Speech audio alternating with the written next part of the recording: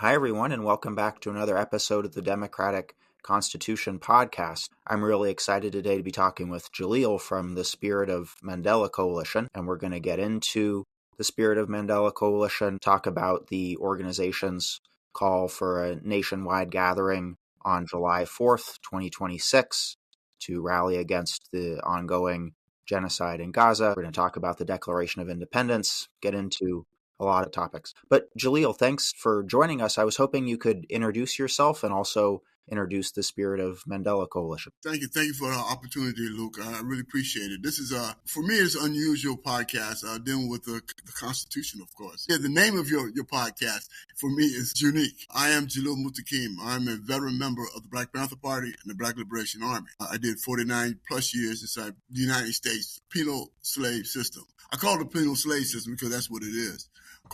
Pursuant to the 13th Amendment of the United States Constitution, it states that slavery and voluntary servitude shall not exist except for those who have been duly convicted of a crime, right, in the United States or its jurisdiction. And when we understand the dynamics of that constitutional amendment, we know that slavery in this country has never been abolished.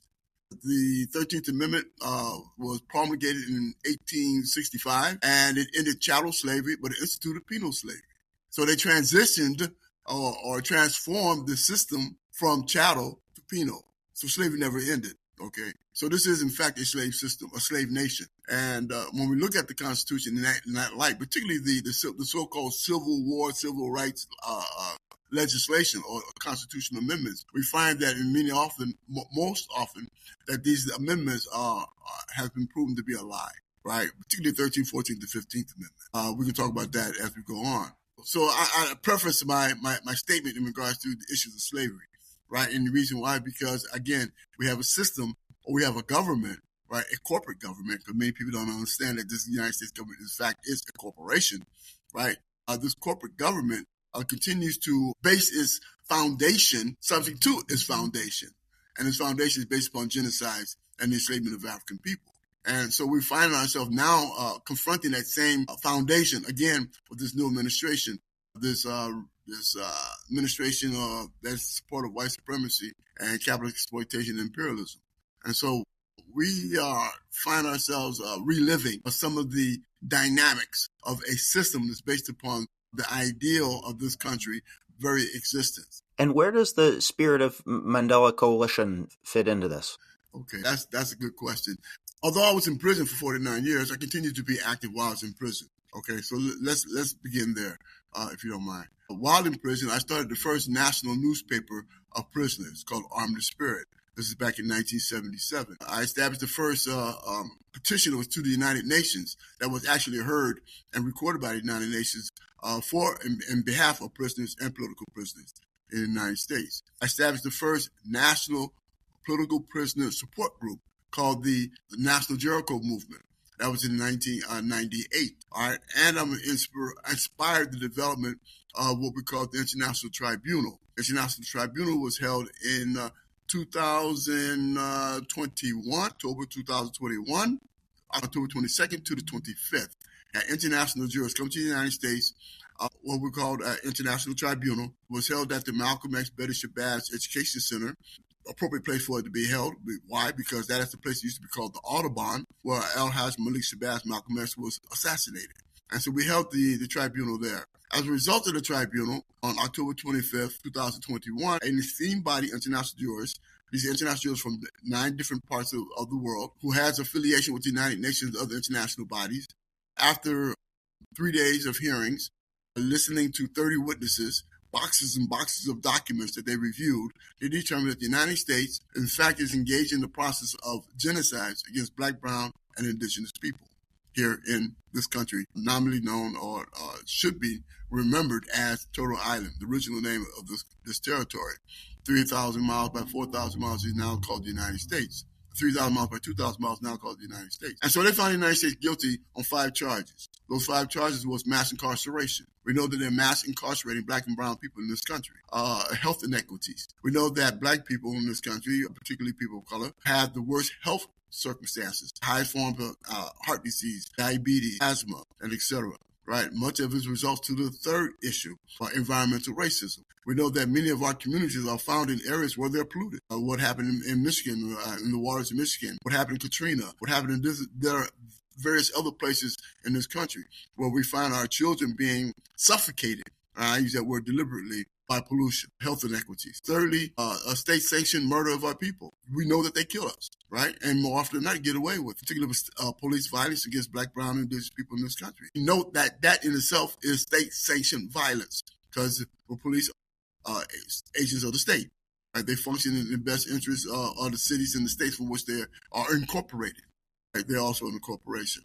And so with these five, and also the existence of political prisoners. And why we put that in there? Because the United States do not want to recognize the existence of political prisoners. Because in order to do so, they have to recognize that there's dissent in this country, right? And that people are fighting back. And then when we look at these five charges that the United States was found guilty of by these international jurors, cumulatively, as according to the international jurors, they found that it is tantamount to genocide. Genocide against Black, brown, and indigenous people. So as a result of that, we have decided, the Spirit of Mandela Coalition had decided that we have to remove ourselves from harm, any future harm. The traumatization and the harm that's been committed against Black, brown, and indigenous people in this country, we have to excise ourselves from that, those conditions. And we decided that what we're going to do is try to build what we call the People's Senate.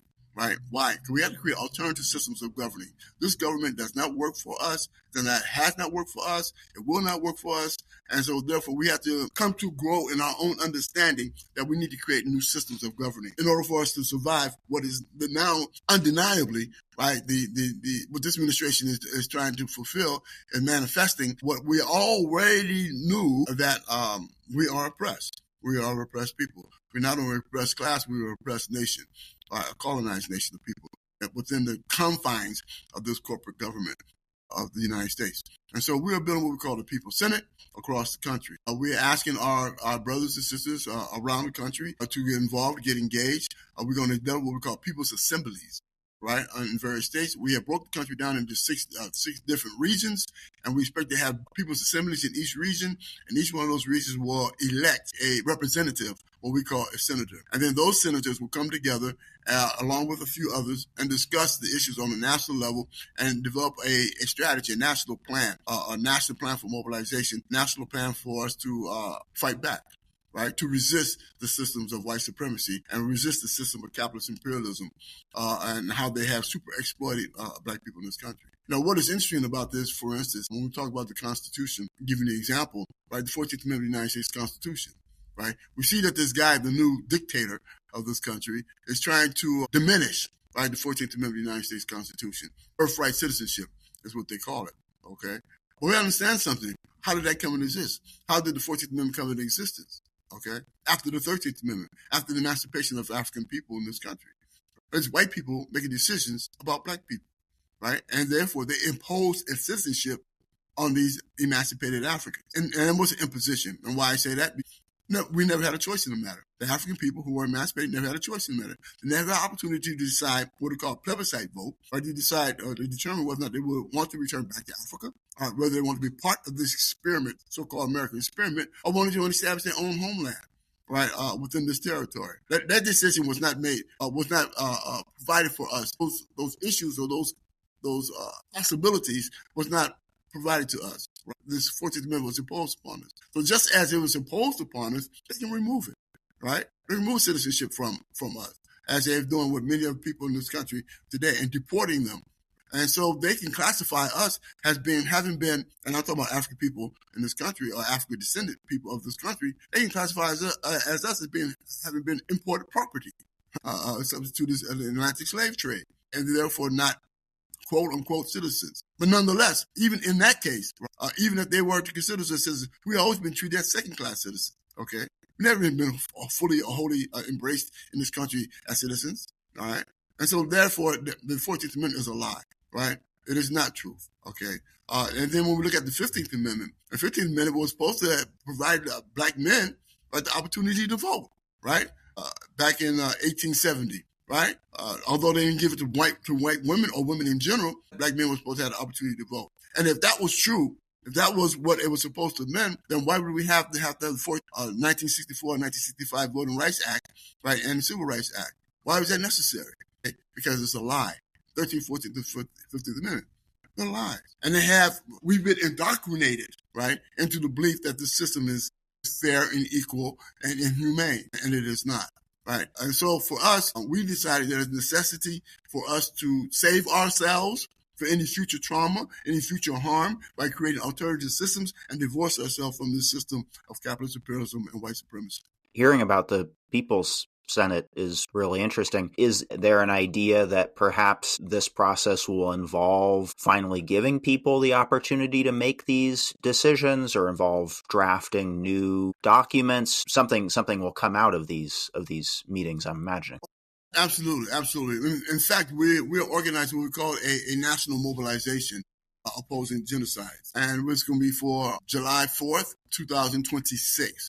Which will also represents the 250th year of the creation of this monstrosity that they call a government. And so we're going to celebrate our efforts of resistance against the monstrosity. And so July 4th, 2026, we'll be gathering in Atlanta, Georgia, national mobilization against genocide. Not only against genocides against us, based upon the decision of the International Tribunal, but genocide that has been practiced, part of the practice, and I mean PRAXIS, practices of the United States from its very inception. It has been engaged in genocides. It has been supporting genocides with other people, particularly people of color around the world.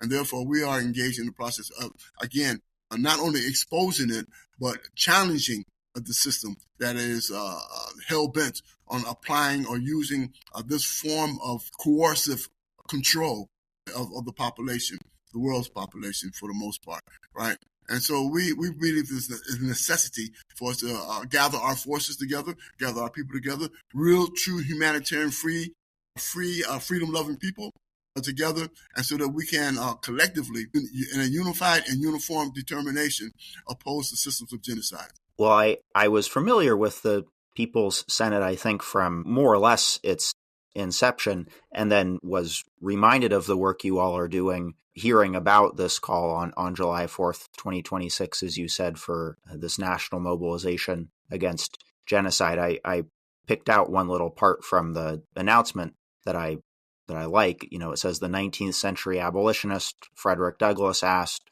"What to the slave is the 4th of July?"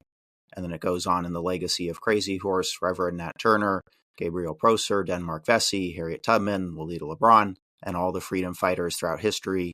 We respond by taking this moment to redouble our efforts to build and connect mass and popular movements that are truly of the people, by the people, and for the people. And I think it's important to think about the 250th anniversary of the Declaration of Independence as a time when a lot of people are going to be talking about this event, talking about what is the United States. You know, what does the Declaration of Independence say?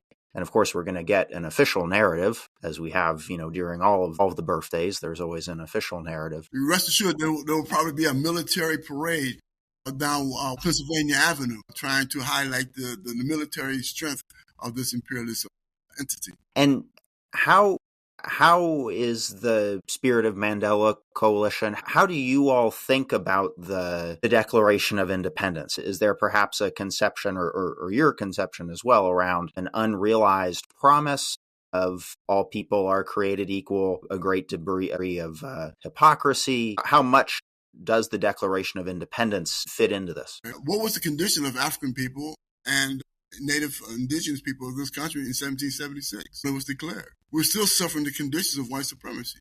We're still suffering the conditions of super exploitation, capitalist super exploitation during that period of time. So who was in fact being independent for? It wasn't necessary for black people.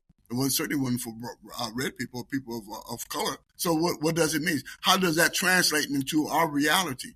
And we can see what the conditions we have today, how that has translated. There continue to be issues of impoverishment, issues of discrimination, issue of dehumanization, devaluing of people's lives. You know, anytime that in the modern history, we have to ask the question, does Black lives matter? Why do we have to ask that question? Who didn't know that Black lives matter? Okay, so since 1776, if we want to allow that being a marker, right? Black people, brown people, indigenous people in this country continue to suffer the same conditions if there had not been a Declaration of Independence. So the Declaration of Independence was for white people separating themselves from other white people, right? They thought were oppressing them while they oppressed brown people and black people. okay, and indigenous people. So what does the Declaration actually mean for us? It doesn't mean a damn thing, okay?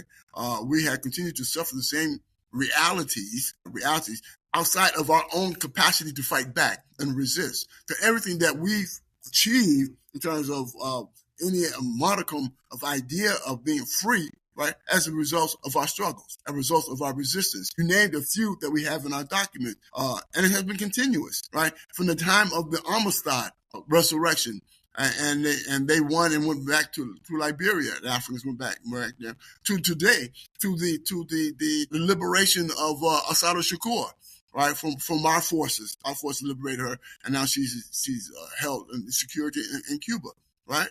It's a continuum of resistance against the system.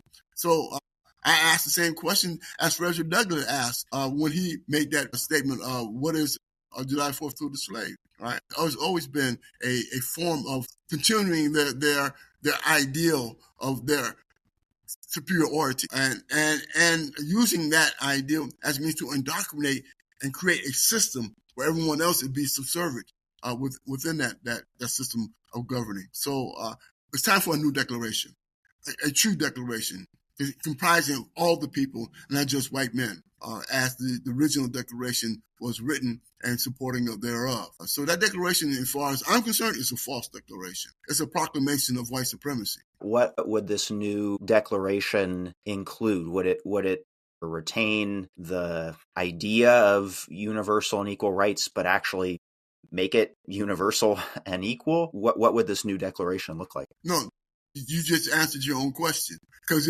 what you infer is that the declaration that we now have is a false declaration, that is not fulfilling its obligation or the words, the dry ink on a piece of paper, right? It's not fulfilling that. So that we have to figure out ways how to make that real, right, to manifest those true words if they are equally applied. And that's our goal and objective, right? We believe that the processes from which we have evolved from then to now, right, is one where we have a more serious understanding of our common and general humanity. I just want to make this point explicitly clear in regards to the system of white supremacy and those who adhere to that ideal. According to DSM book, right, which is the Bible of psychiatrists, and psychologists, right, in that book, it says that those who believe themselves to be God, they say that's a mental disorder.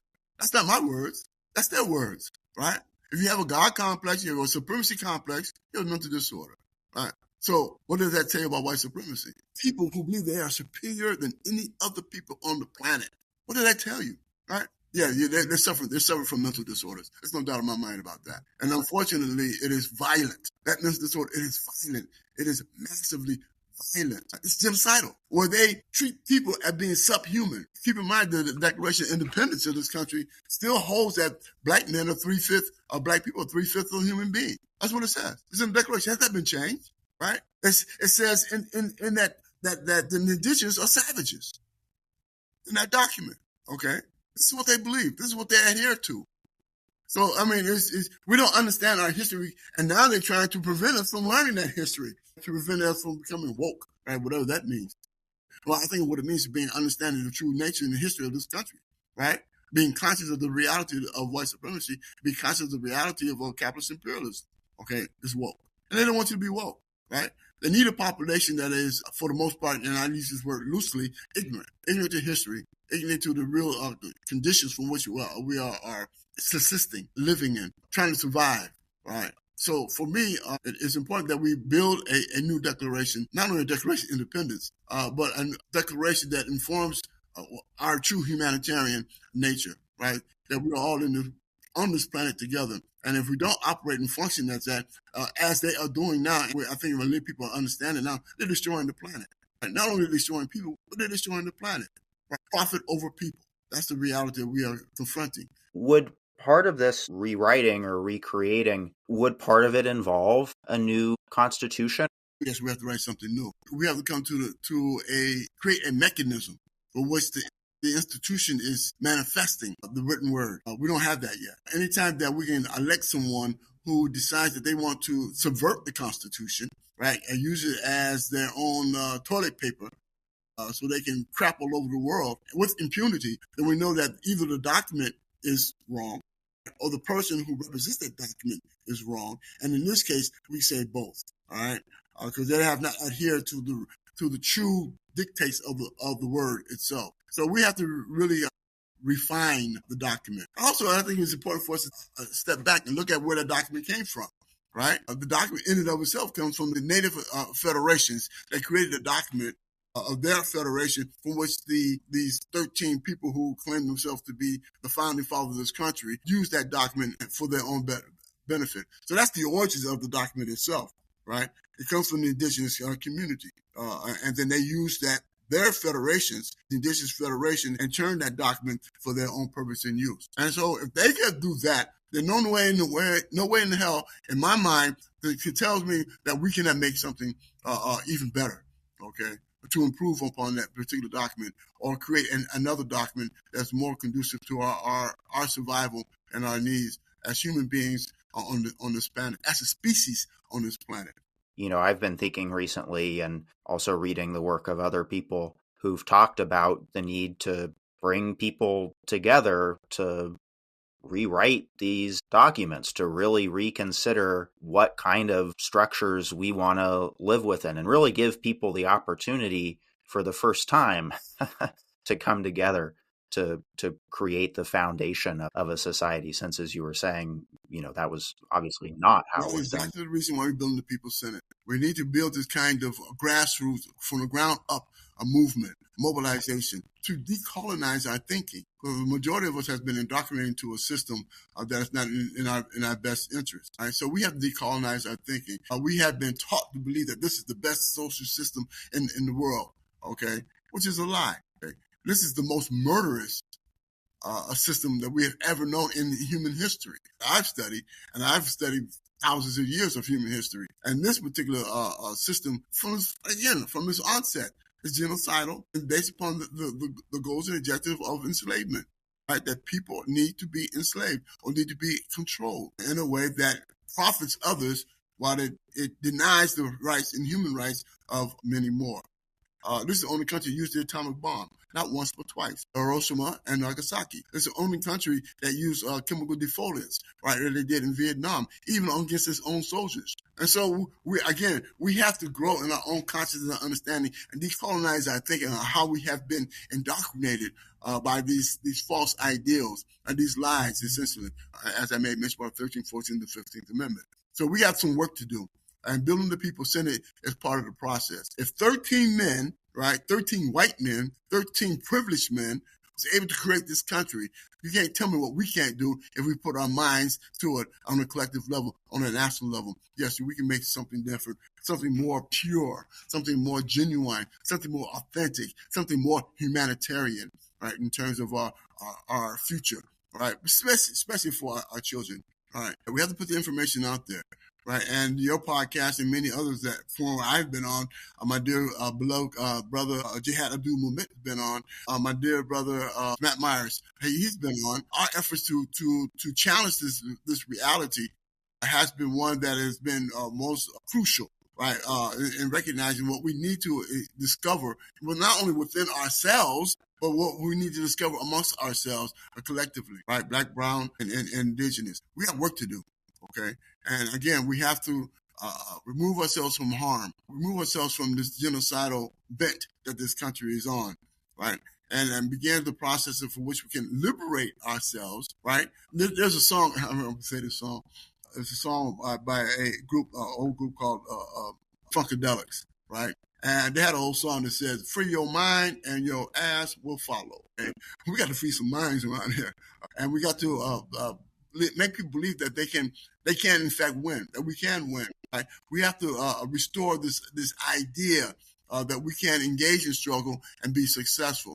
In this picture, where does the Democratic Party fit? I'm very skeptical that the Democratic Party has interest in realizing what we're talking about. Perhaps the base of the Democratic Party can be reached in some way. But I want to turn that over to you. Where does the Democratic Party fit into this? What's the difference between the Democratic Party and the Republican Party? Well, it's a fair question. Okay. So if you can make the difference, if you can determine the difference between them, because I think they both are controlled by the corporate interests, right? They are influenced by corporate interests, right? They're not necessarily influenced by the people, All right. And as a result of that, they continue to function in a way that subvert and suppresses the people's movement from the ground up. All right. They don't want real institutional change. Right. They're skeptical of reform and reforming the system. All right. So the Democratic Party is no more than left of center. Right. And in many instances, just plain reformists. Okay. They're not a system of real change. Okay. They're not a party of real change. Right. Obama was considered the deporter in chief. He deported more people, more people than thus far has Donald Trump in his term of office. Right, the conditions of Black people has not substantially changed under the leadership of Obama. Okay, and so we find that the system remains the same, no matter who's the character of the representative of the system. You mentioned that you're a member of the Black Panther Party. You know, one of the things that stands out to me about the original 10-point program of the party was that it had a chunk from the Declaration of Independence in it. And so I was curious, in your experience in the party, how did these ideas come up, if they did? Okay, well, Black Panther Party, as you well know, is now defunct. It's an idea, right? It is an idea that transcends time, okay? And the reason why is because of the truth of the Black Panther Party, all right? Keep in mind the Black Panther Party is the first, was established the breakfast programs that we now have in schools across the country. There was none before the Black Panther Party. Black Panther Party started the transportations to the prison to visit loved ones, right? They had those kind of transportation before the Black Panther Party. Black Panther Party established health centers, health clinics in our communities. They did not exist prior to the Black Panther Party. Black Panther Party created clothing drives and food drives and pantries, liberation schools. Right? They did not exist prior to the Black Panther Party. Inasmuch as you talk about the Constitution and maybe perhaps they deriving some language out of the Constitution for the Black Panther for the we don't throw away the baby with the bathwater. Okay, and so if there's something good that we can redeem from out of the Constitution, then we'll do so.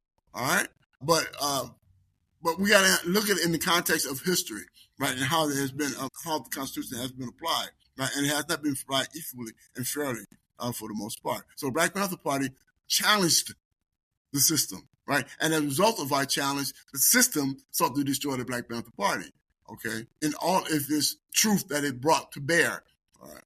Because they don't want to live under truth. Because the system lives under a lie, right? It's a lie, okay? And so the Black Panther Party, in this instance, particularly for those who have been a member of the Black Panther Party, we still have that spirit of resistance.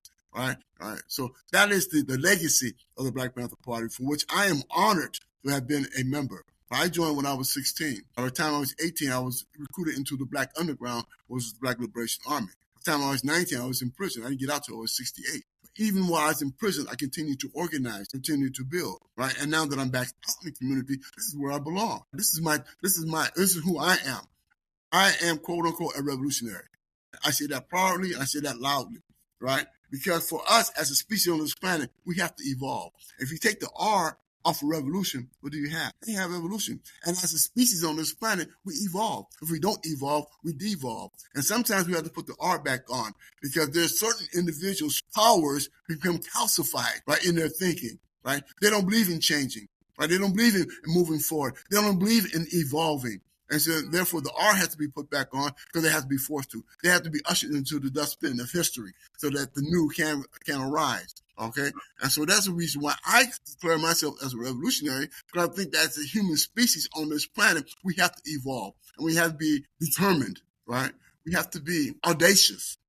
We have to have courage in order to make that kind of change, right? Institutional change, human change.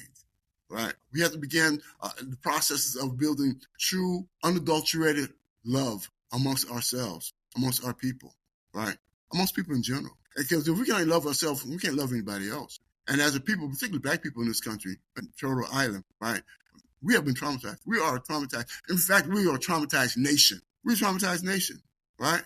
And the trauma of white people is that they believe that they're superior to any other people on the planet. That's madness. That's madness, right? And that's their trauma.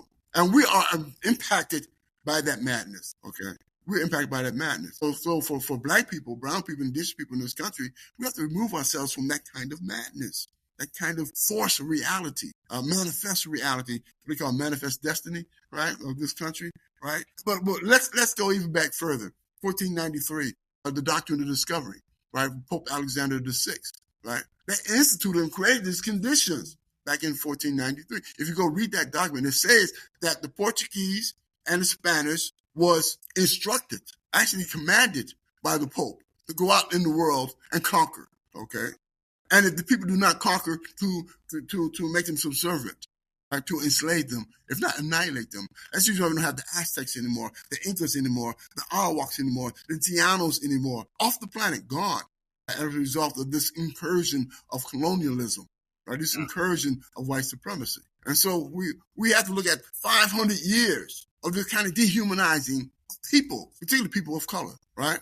Be called and being considered less than. So we have to restore this understanding of this history, right? And again, I say decolonize our thinking, okay, in order to be free people, right? Free your mind and your ass will follow, all right? We have to free our minds. Well, Jalil, I really appreciate you coming on today to talk about your organization, the work you all are doing, to also get us thinking about history and the way we remember history and the need to always be learning about history from a very critical perspective. Absolutely. How can groups get involved in the planning for the national mobilization, or how can they stay connected? Absolutely. People can go to spiritofmandela.org. One word, www.spiritofmandela.org, right? They tap over to the People's Senate and sign up. Get involved, get engaged, all right? It's imperative that we do so. Also, I have a book. They can get my book, right? We are our own liberators. They can go to www.blackdragonmme.com and order the book. It's important we have. So on September 3rd, we're having a national book reading, right, for the entire book. We're going to read it from cover to cover, all right, and starting on September 3rd.